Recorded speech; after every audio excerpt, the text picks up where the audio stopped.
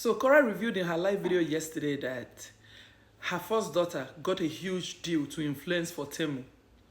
They had sent them a bunch of items. She even showed it in her live video for her daughter to wear the items, and then they make videos and post, and then she gets paid in return. Her daughter gets paid in return. And she planned to put that money towards her college fund, right? So that in future, any money she makes out of influencing on social media will be put towards her college fund, so that in future she won't have to pay student loans. She won't need to get student loan to be able to go to college in this country. If you live in America, you will understand how this student loan thing works. It's something you will pay for almost for the rest of your life. I know people who are still stuck with this student loan thing. So she's actually trying to make sure that her kids don't get stuck with this student loan thing. No parents wants to put that student loan on their kids, except in a situation where they have no choice left. But in a situation like this, where this child is getting deals that will make her money and then allow her parents to save it towards her college fund, I don't see a problem with that. They are child actors. There are kids who influence, act. In America, in Africa, everywhere, all over the world. We see them on social media, we see them on TV, we see them in movies.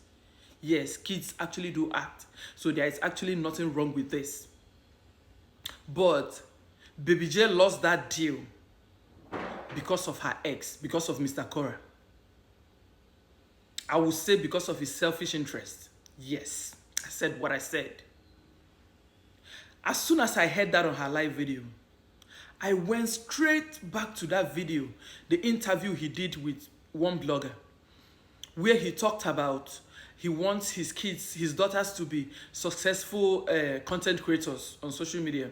You guys remember that video? I even did a live video over that interview, where he said he wanted to grow their pages. He wants access to their pages, to grow their pages, and then keep it for them. So when they turn 18, he will hand it over to them as their inheritance, which really don't make sense to me.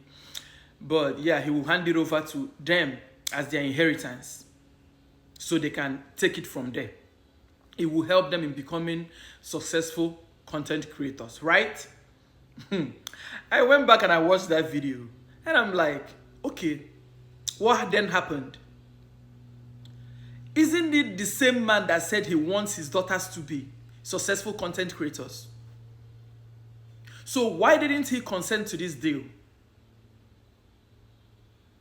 Why is he blocking his daughter's blessings?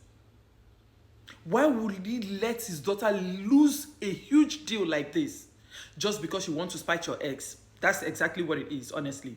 Like, I like calling things for what they are. Yes, it is only because you want to spite her. Because I see nothing wrong in this. Or is it because you're not the one that got the deal? You're not the one handling the money. Because it is obvious, I am so sure that if that money would be paid to you, you will agree to it. But no, that's not how it's done. If a child is getting deals and getting paid for it, it is right that you put it towards her future. Your kids are not supposed to be making you money to spend. No, you're supposed to be making money to take care of your children. And in a situation where your kids start making money as influencers, actresses, actors, child actors and actresses and all that, you don't spend it. You put it towards their future. Especially when you live in a country where college is so expensive.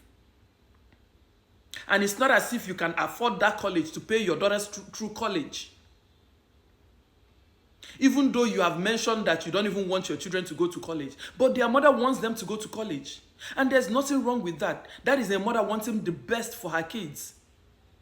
I don't even know any parents that wouldn't want their children to go to college. Like in this country, where without a good degree, you will struggle and struggle. You only have odd jobs. You know, the odd jobs you do with just high school certificate, GED, and all those things. Is that what you want? Is that actually what you want for your children? This whole thing is not making sense. So if because it is not you that got the deal, the money is not going to you. You want to know, for any parent that will block their children's blessing, success, deal, anything whatsoever, it is pure witchcraft. Yes, that's the only way I can describe it.